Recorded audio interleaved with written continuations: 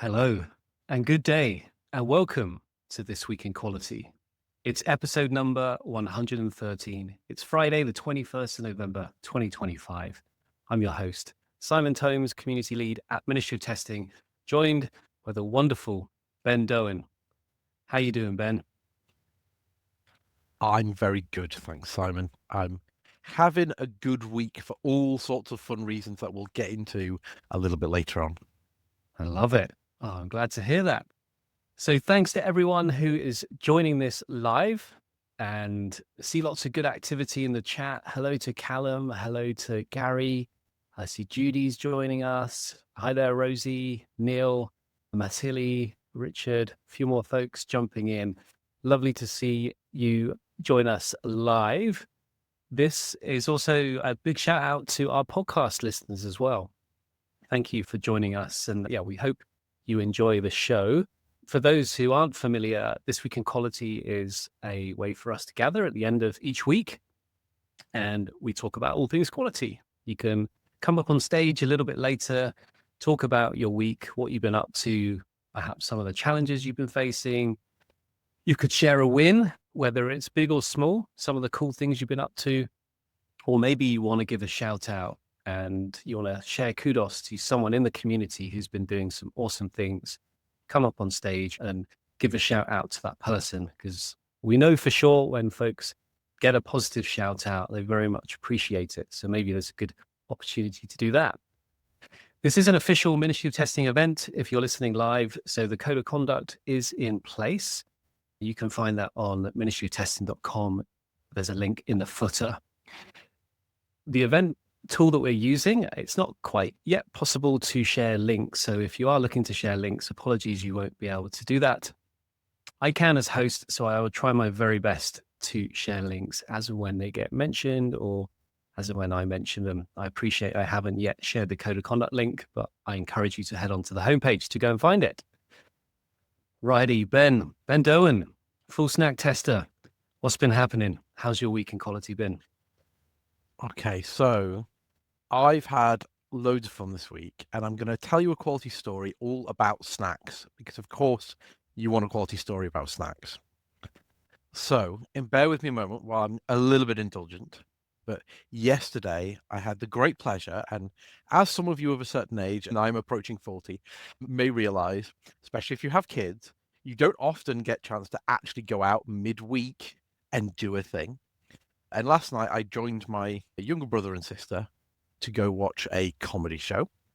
And before the show, we went and got some food while my mum and dad looked after the kids. So this was a great treat. And we went to get some pizza at a little place called Slice and Brew. I will give it the shout out only because it was fantastic. It is not sponsored in any way, but this is in Nottingham. It was delicious. And my quality story is this. As part of one of the things that we ordered, one of the sides that we ordered, I think it was called soupli, which isn't something I've had before. I was interested in giving it a try. It's some kind of like fried pasta and cheese side. And I still haven't tried it because we got the rest of our food out. We didn't get the soupli. And then about a few minutes later, they came to the table and they said to us, the soupli, it's not coming out tonight as well as we like. So we're not going to serve it to you. I hope that's okay and you're not too disappointed. So they'd made the choice that, having seen the dish come out from their kitchen, they'd done their quality control and they decided, you know what? This isn't up to our standards tonight. We're not going to give you any substandard food. We're actually going to make the choice. We won't charge you for it. We're not going to give it to you because it's not good enough. And I thought that was a really cool move. I've not actually had that before at any restaurants before. I've definitely had people run out of things. But yeah, they were just like, nope, this isn't good enough for you. We're not going to try tonight. I hope that's okay. And we had loads of food on the table. So we were like, yeah, no problem. Don't bring us anything instead. We've got lots of food. Oh, But that's yeah, as a quality store, I thought that is cool. that's amazing. That like level of transparency, kind of fessing up and saying, "Oh, this isn't up to standard." I love it. So yeah, That's that was my that's really cool. quality. And I think there's a lot we can learn from that in software. I think sometimes we feel under a lot of pressure and we're very afraid to delay things or to outright tell people they're not going to get a feature or a thing. So to actually have that, exactly what you're saying in the chat, to have that commitment to quality, to actually say, no, this isn't good enough, we won't give it to you. I was like, that is cool. Yeah.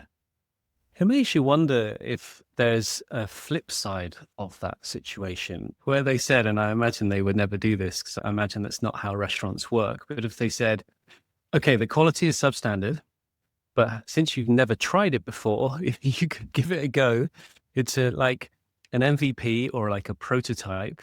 Let us know what you think. I don't know. Would you have accepted it then if they had said to you, you can have it if you want, but we're telling you now this isn't as good as it should be? Would you have gone, oh, you know what, I'll still give it a go? Or would you have said, no, appreciate your candor and honesty. I'll try another time? Do you know what? I don't know what I would have done, but I would have appreciated the honesty. And I think that had the context been that this was a new menu item they were trying out, it hadn't been on the menu to order maybe, or maybe it'd been on a specials board. Like, had it been up front, this is a new thing and we're not sure if we're happy with it yet, then I think I might have accepted it if I'd gone for it. I think had they come out after having already ordered it and the rest of our food comes out and then said, we're not sure, I think I'd have just said no, thank you. But I think if it had been up front, like, ooh, new testing menu, we're beta testing these new dishes, and I don't know, we'd like your feedback on them. We're not sure if they're right yet. Yeah, I could have been up for that 100%, but I think they'd have had to have been upfront about it. And that your point about the framing makes it all important. So had they, as you say, framed it as a beta test or a beta taste, if I can say that word together, beta tasting. So it sounds strange saying it out loud. But beta better taste. I love it. So there's, yeah, so the context and the framing of how we can deliver something and set expectations, I think matters is really what you're saying here. And honesty, and also, as Callum has pointed out in the chat, as a customer, working with a customer who's up for like just being grateful for someone being straight up about what they're delivering can go a long way as well. So yeah, I love it. That's a brilliant story. And I'd love to briefly touch on a more public story, if you don't mind, as well, which I thought was another instance of great transparency, and that is this week's Cloudflare outage. And I'm sure people in the chat will have opinions on this one. yeah, absolutely. I had the report I think was shared. We had it up on the homepage for a little while, their actual report and the kind of summary that they gave at the start and the detail throughout. It was impressive, bit of transparency. But yeah, I'd love to get your take, Ben. What was your takeaway from what they published and what they shared? Yeah, so I really enjoyed reading it. I appreciate, because I shared it on my LinkedIn and some people were saying, oh, I just read the first bit and it was boring. I didn't get to the end. I was like, okay, that's fair enough. But I thought it was really worth reading the whole thing. And what I really felt was it was a really great example of how to do an honest post-mortem or a post-incident retrospective and like make yourself vulnerable to communicate it very cleanly to your customers. It didn't feel like there was any spin. It felt like it was a report. Maybe it had been tidied up with its language, but it felt like it was a report from engineers where the detail had come from engineers. And it felt like it was very matter of fact and they owned it. Right? It didn't feel like they were blaming anyone else. And they called out, which I thought was fantastic, the human element of them being scared that it was or like worried that it might be a large botnet attack because of other problems they'd recently had. And that initial incorrect assumption like led them down a slightly incorrect path. And I loved how they described that because of the way that the behavior presented itself, it was confusing and that's why it took longer to do. And I thought calling out that fear and that confusion and how that contributed to things, I thought that was really proper job because it wasn't just oh, this configuration failed for this reason, and this is the fix done. Like, they could have been very matter of fact, but I think the way that they really dug deep to call those things out and publicly give so much insight into their internal workings and thought process, that's such a great example. Yeah, it really was. And it really is. I think it's like the human side of it, like a bunch of engineers going, oh, goodness, what the heck are we going to do? Initial worry, and just saying sorry, but not like overhamming it. It's just like, here's our approach. And it was just very human, I think is the words I'm trying to get out. And it felt like a lot of hug ops, like, oh, you can really feel for the team. Like, imagine being a good part of that team trying to work out, like, what has happened? How are we going to resolve this? How are we going to communicate this? Like the line, we are sorry for the impact to our customers and to the internet in general, given how much of a problem it caused everywhere. That pressure must be super intense. So it says a lot about their quality engineering leadership, the way that post is written. So yeah, kudos to them. We can learn a lot. And for those following along live, but I also say it for the benefit of people who are listening on the podcast, we have added that outage blog post to the Outages in the Wild collection, which you can find on ministrytesting.com. Just have a look for the collections link at the bottom in the footer. There's a lot of good stuff and lessons learned in each of those blog posts. Absolutely. And I think there's some great comments in the chat to go along with some of what we've been saying so far. So what have we got? Oh, I need to scroll back up a bit. Let me just say some of the most recent ones. So Callum says, I've been talking about Monzo tone of voice a lot this week and how good human comms help a lot. Excellent, Callum. Judy says, conveying humanness in report makes me think humanness is encouraged in the culture. Ooh, I like that insight, Judy. That's cool. If I can add to that, Ben, what I like about what you're sharing there, Judy, is it's like the concept that we keep talking about in the multiverse, like quality is care. And I think if people care, then it has to be humans that care, right? And being human is to care. So I think it's connected to that. So yeah, just triggered that thought about quality is care. Just really have empathy for whoever is on the receiving end of whatever we're building or products or services that we're providing, and just be straight up about it when things don't quite work out as you expect or as you want them to, the sort of standard that you hold yourself at. I think that really matters. So yeah, that's a great point, Judy. Thanks for sharing. And Callum, I'm familiar with the Monzo tone of voice guide. It's absolutely wonderful. So I'm going to share it in the chat because I have found it as a link. Thank you for that, Callum. So before we start getting into such fun things as getting people on stage or answering some quality questions, do you have any shout outs or events coming up that you want to highlight while we're still early in the chat, Simon? Yeah, absolutely. I always love promoting the events that are happening in the multiverse, that's for sure. So what do we got? We have got all sorts of stuff coming up. Of course, we have now officially booked in every This Week in Quality leading up to the end of 2025. Look out for This Year in Quality special on Friday, the 19th of December. We haven't quite done the branding for that, but that will be a year review where people can come and celebrate their year, tell us all about it, the ups and downs and everywhere in between. Do come along to that. We've also got a couple of lean coffees coming up soon. So the 26th of November, we've got a leadership lean coffee. And we also have an AI quality lean coffee. Plus, there's a live conversation happening between Drew Ponticus and Rosie Sherry about communities of practice. So highly recommend all of them. The latter that I mentioned is great if you are, in a team and you're thinking like, how can I bring my team together around our practice? Maybe you run a chapter or you're part of a guild and you want to bring stuff to other people. That is a good one to get involved in for sure.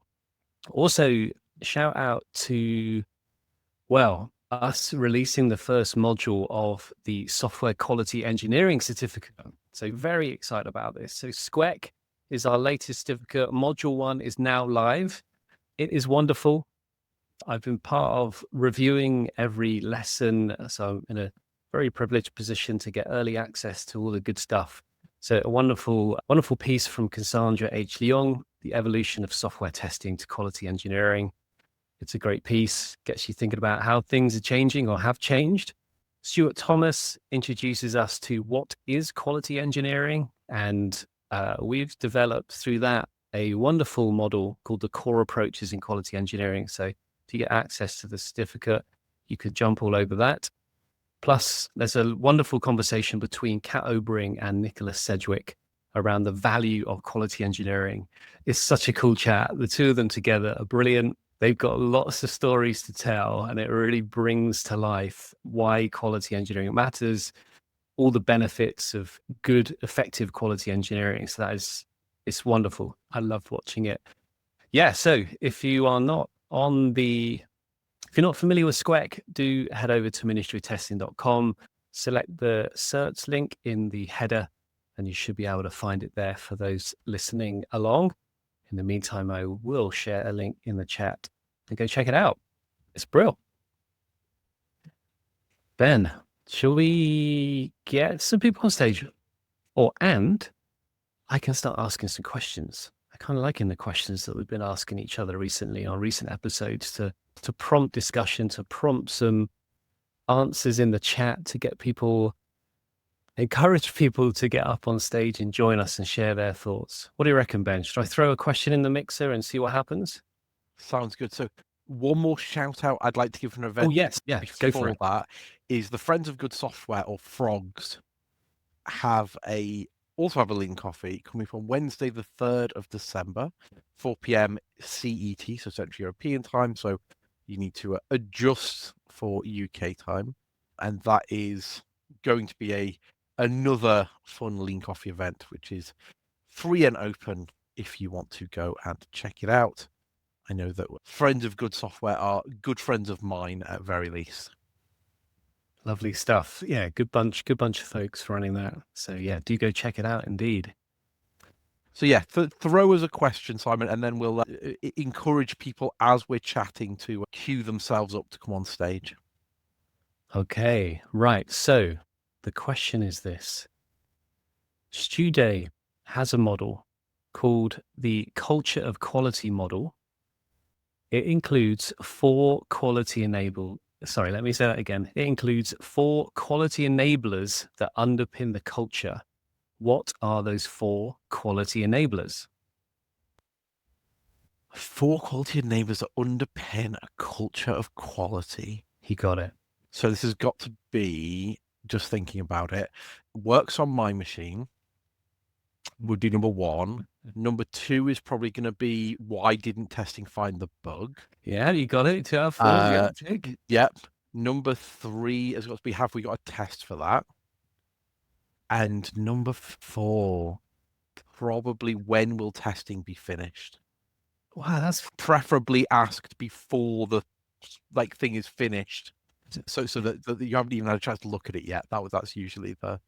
Did I get it right? I think you got 4 out of 4, and you were also hinting at the secret 5th one that anyone can test and testing is easy. 6 out of 4. Let's go. Breaking those boundaries, exactly. I'm afraid you didn't quite get it right, Ben, but this is good. This is a good starter. So what I'm going to do, I'm going to try and phrase the question in a shorter way and put it in the chat. People can also share their answers in the chat for those following along live. So here we go. So what are 4 quality enablers that underpin a culture of quality? Okay. According to Stu Day. So if people want to share some thoughts, then please do put them in the chat. Or if you want to join in the conversation up on stage, we very much welcome you to do that. We really want as many people as we can get. I think the limit is maybe 10 people up on stage. So if we can try and break, that would also be some fun to do so. Oh, that's cool.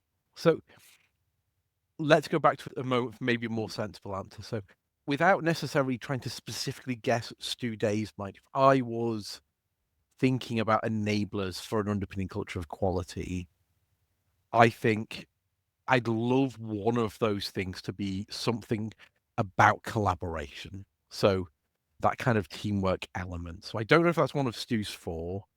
But I think that kind of working together in collaboration, if it isn't one of the four, it would probably be one of my four. Which, yeah, if you're talking about people, process, and those kind of 4 Ps, so that would be the people side of it. Loving it. Yeah, this is great. No, this is cool. Again, this is all open for discussion. There is an exact answer from Shuday, of course, but I think the question itself is useful because it can get us thinking and we can debate our own experiences and throw them in the mixer. So from the chat, we have Callum. It's like an exam. Yes, it is, Callum. You will receive a pass or fail at the end of the episode, maybe a certificate, but let's see how everyone gets on. Scout Berghart, thank you, Scout, for sharing. We have people, processes, tools, and results. Ooh. Yeah, I like it. Judy Mosley, guessing psychological safety, team ownership, and in brackets, still letting the coffee kick in, of course. Yeah. Let's wait for that caffeine to take effect. Anyone else in the chat willing to throw some answers? Again, just go for it, right? There's no sense of right or wrong. It's all about just sparking a conversation.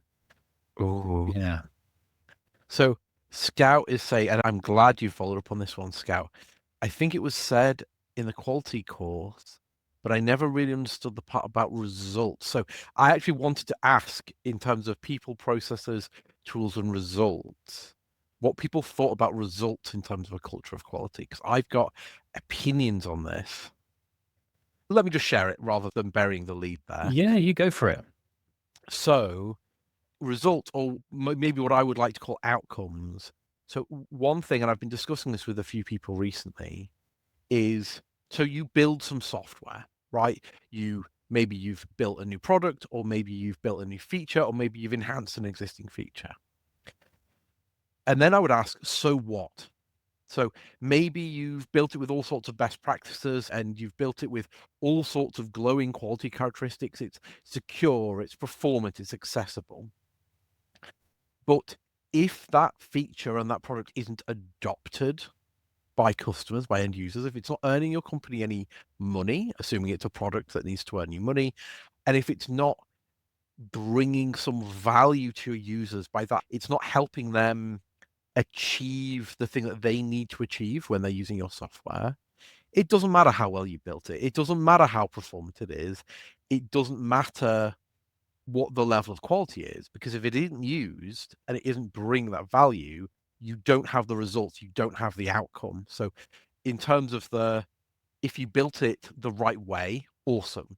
But if you built the right thing, then you might actually make some money out of it. Then you might actually be successful. Then you might have actually helped your users. So the results, to me, that's where I would put that in. It's about the outcomes of the work that you're producing, which is related to the quality, but it's really related to that kind of organizational success. I don't know if that's what Stu means. That is what Stu means, Ben. I love it. I love the framing. It's wonderful that you shared that. So the official line is people, process, tools, and outcomes. So yeah, nice one, Scout. That was indeed from the course you mentioned, a tester's role in continuous quality.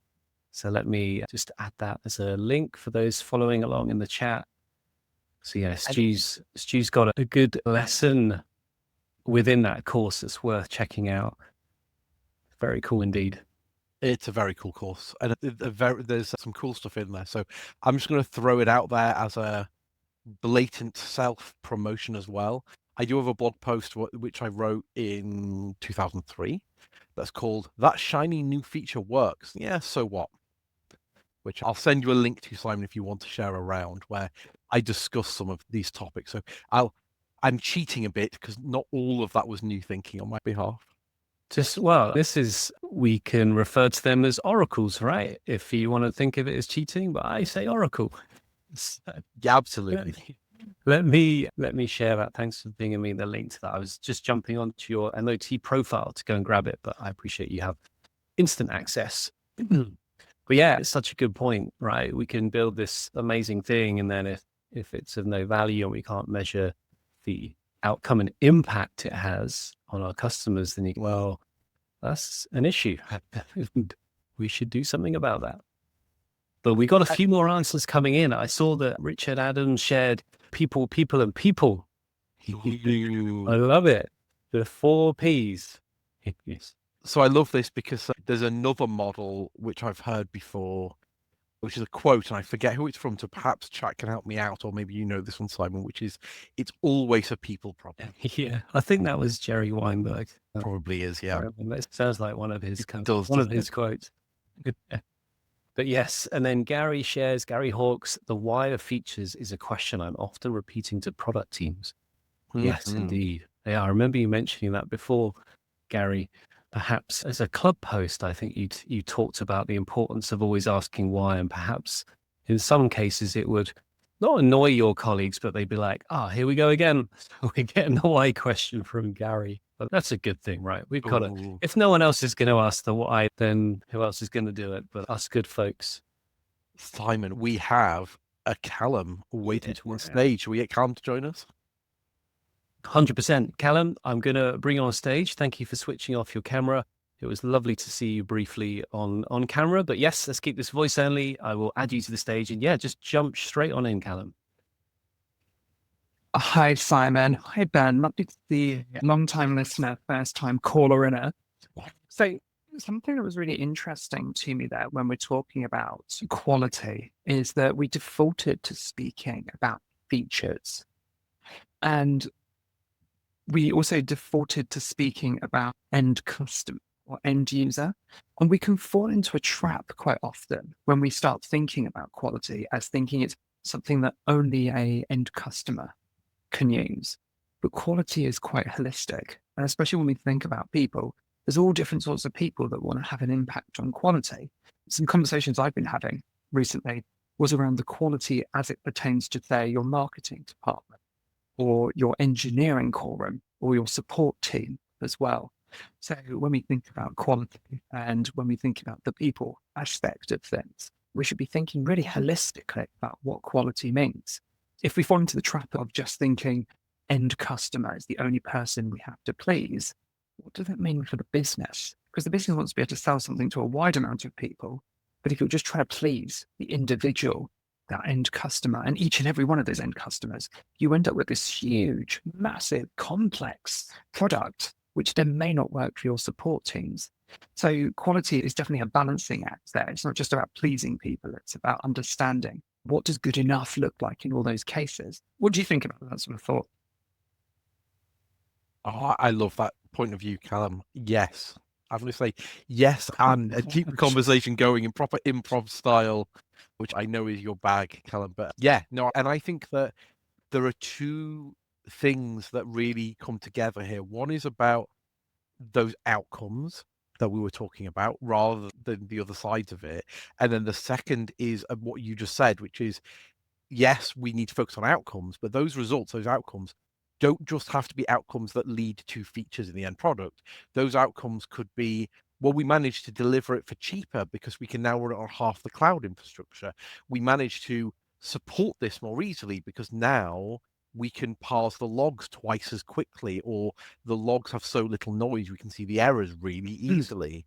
So, or now there's half the code, so our developers can add new things with less worrying about what's going on. So you're absolutely right that if we combine these two ideas together, it really starts to get to that quality culture, quality engineering principles that we started from. You have to have both the holistic and the focus on outcomes as well as the other things. But I think, yeah, you add those two things together, it starts to become pretty powerful. I completely agree with you. And it's why when we think of quality enablers and as testers, as quality engineers, as any sort of quality professional, a real quality enabler for us is pragmatism and a view of like, what does good enough look like? A lot of times that I failed, and I don't know how much this resonates with other people, but a lot of times that I failed when trying to influence quality or building a culture of quality is when I'm told your bar to quality is too high. And I don't know if you've ever been told that ever in your career as well. But that view of like your bar for quality being too high ends up with that sort of view of you're not being pragmatic enough. You haven't really ascertained what's good enough for everyone. And sometimes even something like velocity of the team is what's important. That's what quality means. Can we finish work in a timely manner? So you can't just like keep your quality level really high. So when I speak to all of this, and I guess when I'm adding on to Stu Day's view of the world, I'd be thinking of pragmatism as a real quality enabler, because it's that view of all the different viewpoints that could be there in quality and what's needed by all the different people that are involved. I love that, Callum. That's brilliant. Thank you for joining the stage and sharing that. It reminds me of, there's a person that may or may not be on folks' radar called Lincoln Murphy. He talks a lot about when you're building SaaS products and services. His model is, he says, desired outcomes and appropriate experience is his definition of quality. So what he's saying there is, some customers, they're not like, hey, I want world-class, best, has to be utterly mind-blowing, incredible. It just has to be good enough. It has to provide, has to satisfy the desired outcome, and they have to have some appropriate experience to achieve that desired outcome that kind of matches what works for them. And that really can come down to your point, Callum, about being good enough. It doesn't have to be like the greatest thing, like this perhaps obsession we sometimes have, like everything has to be perfect. It's what is the desired outcome for a cohort of folks, and what appropriate experience can we give those people as they experience that product and service. Definitely. And when we come to thinking about like good enough, like another way to think about it that I've been using is to think of things in terms of bronze, silver, and gold. Gold being aspirational. And gold is usually where we as testing professionals actually try and pitch ourselves. But we have to remember that something bronze is a podium finish. It's a win. And hitting bronze might be awesome and actually be more pragmatic than trying to gold plate something, especially when we're trying to influence like project managers, the board of execs, people who want a bit more velocity, or even fellow engineers as well. So yeah, like you say, like good enough kind of view. We shouldn't be seeing it as a failure ever. We should be seeing it as like a podium finish, a win, because that's what's actually wanted and needed. We could then say even better if, but we shouldn't be there saying like, unless you're going for the gold, why bother taking part?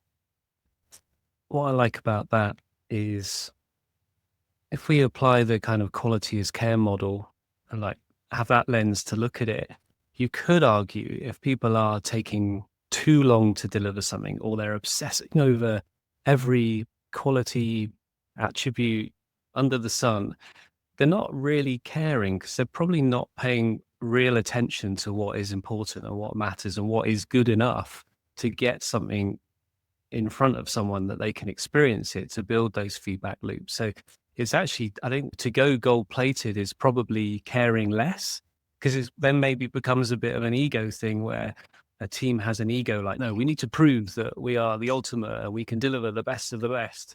And I think when we let that ego go, when it comes to product engineering and putting out good software, I think it can make a difference. Simon, you've hit the nail on the head. I love to hear that. It very much is about ego and putting your ego aside. Good enough and actually driving quality means putting aside your ego and putting aside, sometimes we call, have you heard of the curse of knowledge, where you're burdened with too much knowledge about the art of the possible and what could be, so much so that you forget that like a subset of that can still be good. It's not about proving that we know more about quality, that we know all the different things that there could be, and trying to win, because that's just egocentric, that's ego driven. It's actually about finding that ground. What is good enough? What do people need? What do people want? And that's where we can have that real disconnect. Whenever we see all these memes about test versus dev out there in the world, a lot of that comes from that ego place. You see that going, I got one over and I'm beating you. I have a better view of quality than you because I tested whilst Mercury was retrograde and VO was in ascension, and I was holding a plate of lime jelly. I couldn't use both hands because I was holding a plate of lime jelly. It's all just ego driven. It's not actually useful.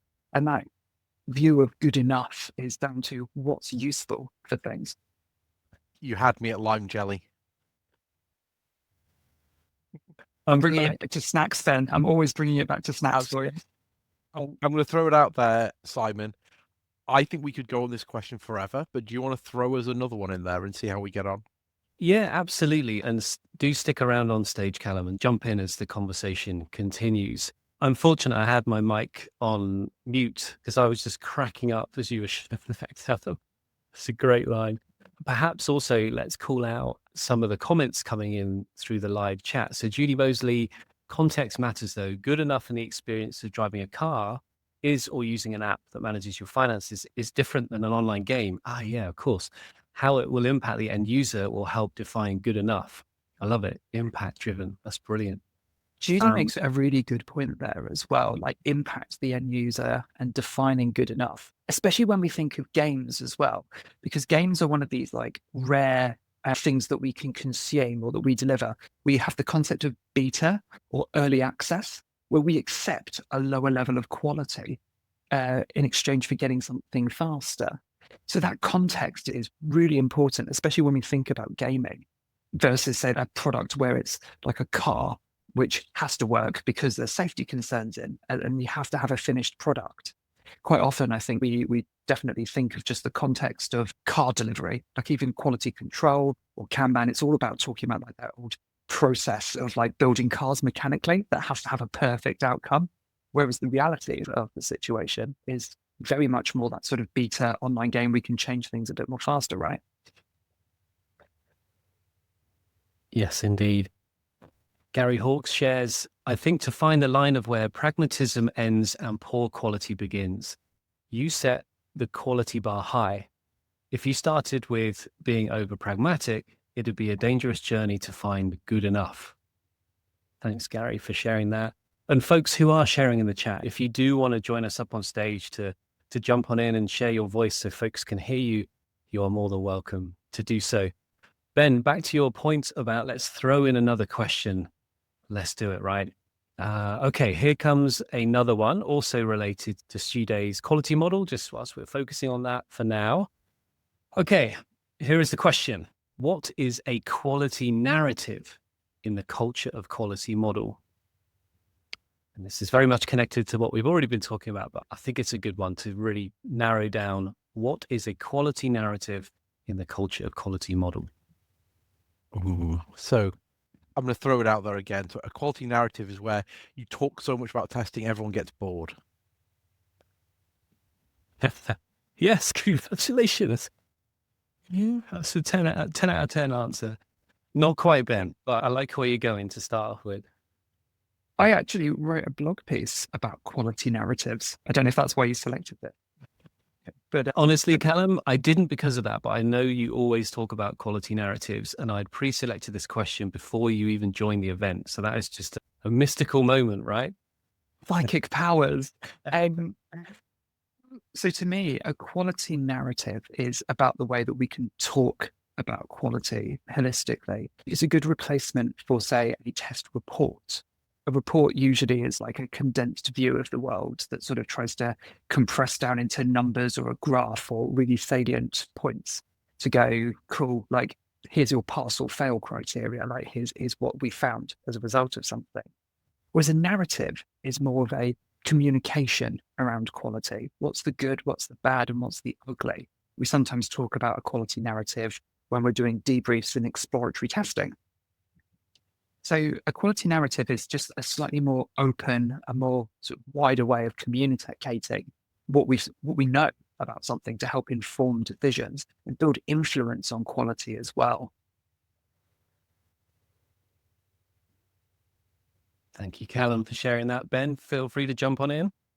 Yeah. So it's really interesting because, and I've actually got I'm not cheating. I'm using all available resources and I'm reading some of the quality narrative stuff from today's blog post while we're talking about it.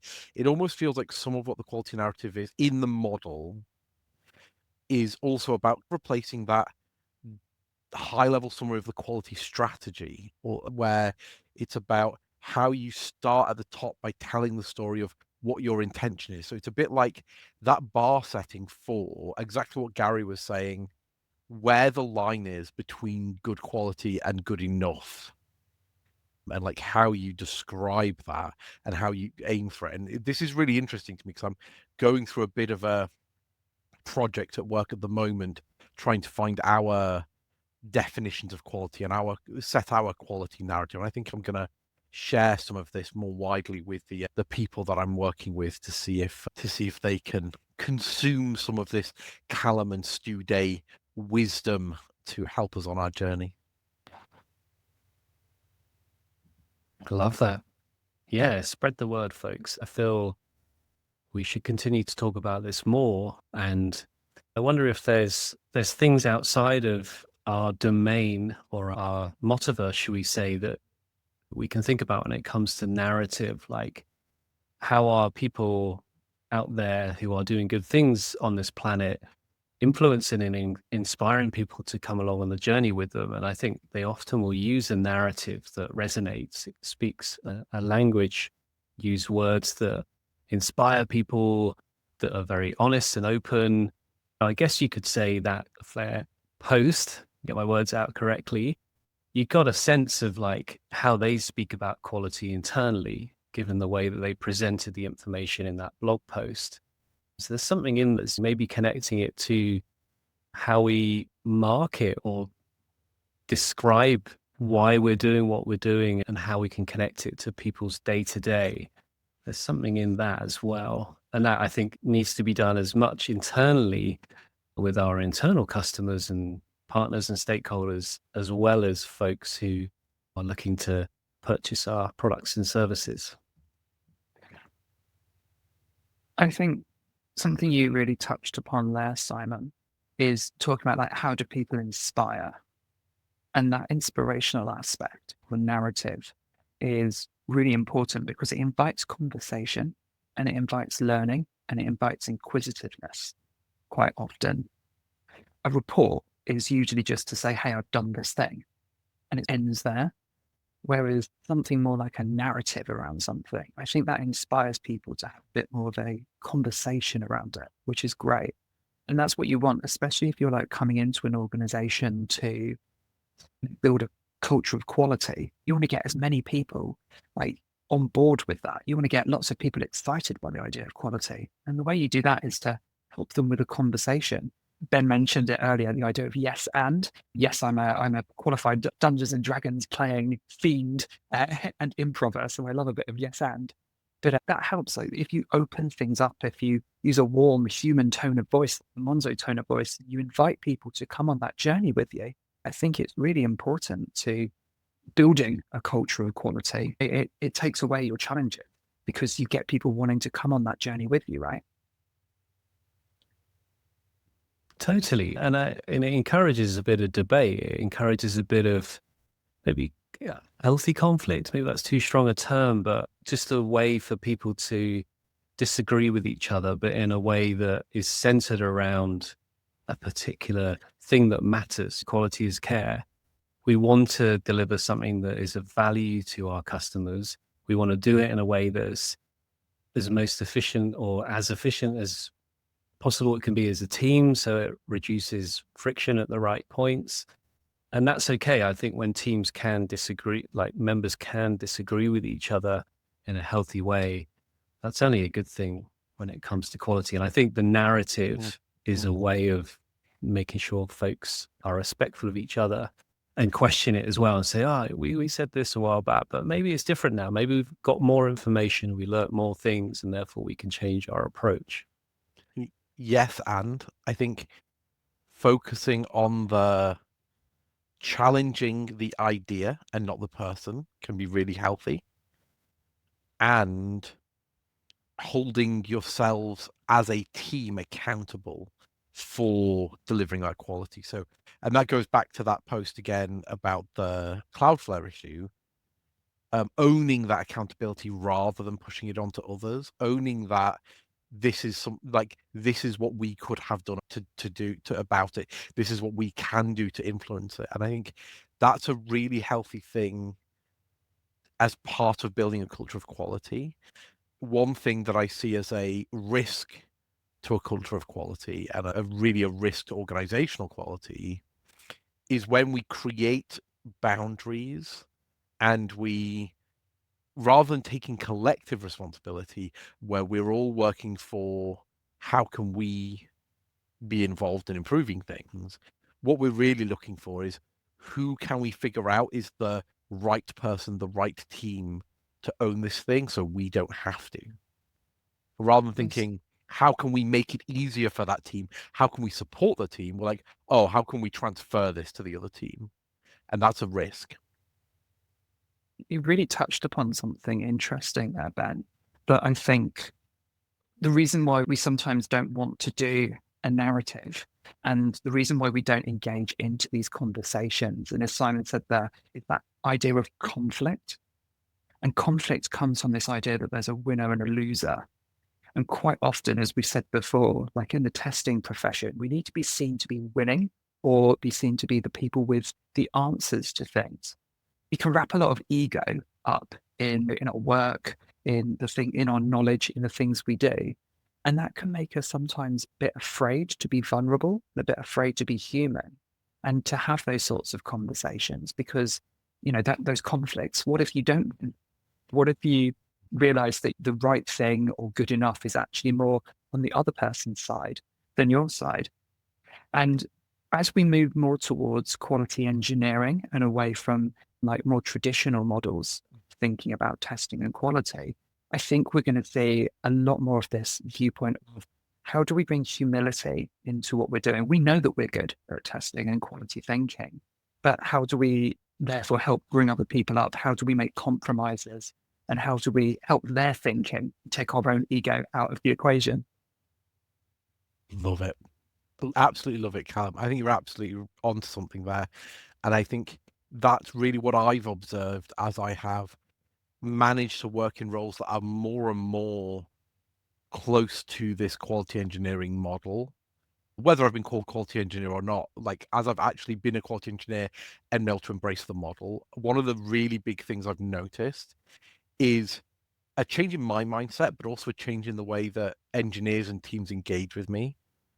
Where in the traditional, like earlier on in my career, I'm only going to compare myself to myself, but earlier on in my career, when I was in more traditional roles, I really treated it as my mission is to do the best testing I can do, to find the most bugs I can find, and to influence the quality by making the best recommendations on how to fix things, improve things, right? So it was all a bit ego driven, but also it was very much how can I improve myself?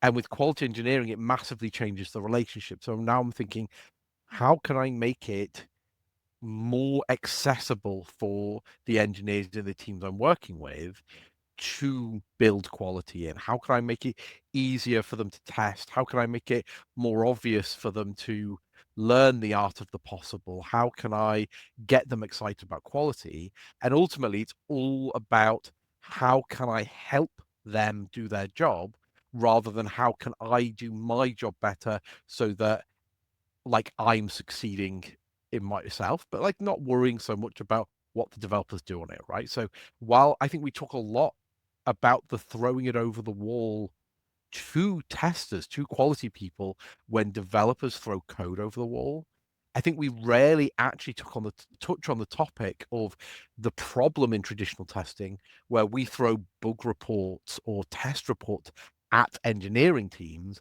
and expect them to just deal with that transfer. So I think it really works both ways.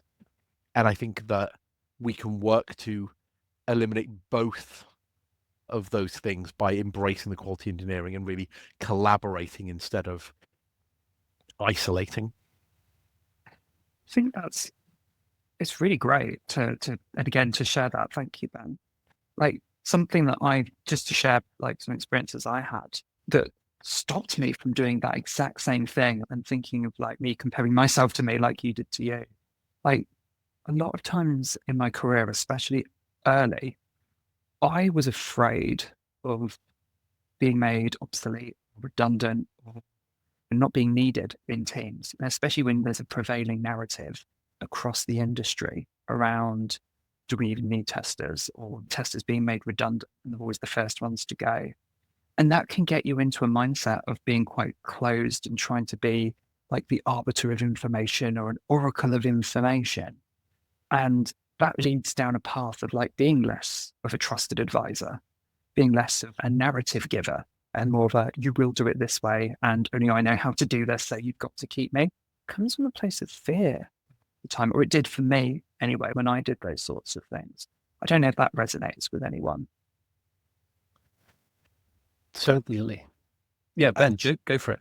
What I was going to say, I've definitely had that where maybe for me, I didn't observe it from fear, but it definitely was about motivators, right? So, and it was about rewards. So it was about the way that my performance was being evaluated and rewarded, where finding more bugs and producing more test reports and writing more test cases was the way that I had value assigned to me and was given feedback and was ultimately given pay and promotions, right? So it's about what is the motivator. Fear is a very big motivator, and there are other motivating factors as well.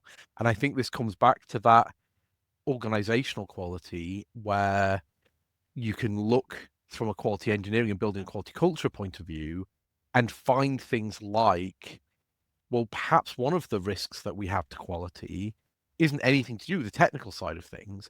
Perhaps it's to do with the way that we're structuring our professional evaluation systems from a HR point of view.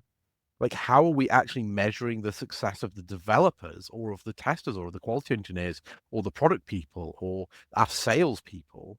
And you look at those different things, and they can be very powerful motivators when you're being told to act and behave in a certain way to meet those goals and those targets. That can be massively either conflicting between different groups of people. So I've seen that a lot where and I know that some of the talks from the Testing Planet about quality and quality engineering teams touched on this from some very cool people. But that kind of conflict where motivations are at cross purposes can be really disruptive. And now we're getting so meta, I'm realizing that my cross purpose is now the fact that we're coming close or even slightly over time, and I want a cup of tea before my next meeting. It's all good. I'm loving the conversation. Thank you so much for sharing, folks. So just very quickly came to mind. I was trying to think, I loved your framing there, Callum. You said a narrative giver, or are you something else? So I was thinking the question I would pose would be, are you a tragedy taker or a narrative giver? I'll leave that with you. So, and coming back to the original question, so I can give the official answer, but I think we have covered it. Let me see if I can find my question. So it was, what is a quality narrative in the culture quality model? And as described by yourself, Callum and Ben, it is a narrative to describe quality that everyone in the team is aligned on and can get behind. There we go, folks. So I think we all passed. I think we all got 10 out of 10. So it's all good. But in all seriousness, thank you so much to everyone who has joined live during this week in quality. And thank you to our listeners on the podcast as well. To everyone who's participated in the chat, loved it, loved all the commentary that's coming through. We do hope we've shared as much as we can for our listeners. And thank you, Callum, for joining us up on stage. It's been a pleasure to chat with you today and also to co-host with you, Ben. Please do continue to check out ministrytesting.com. The site will update maybe 4 or 5 times a day. Do subscribe to the newsletter, which Rosie Sherry is now writing. So ministrytesting.com/newsletter. Ben, any final thoughts before we sign off today's episode? My final thoughts are failure is always an option and failure is feedback. The first is a quote from Mythbusters and the second is from Judy Mosley. So thank you very much. Love it. Absolutely love it. Okay, folks, take care of yourselves and enjoy the rest of the day, and we will speak to you all soon. Bye for now.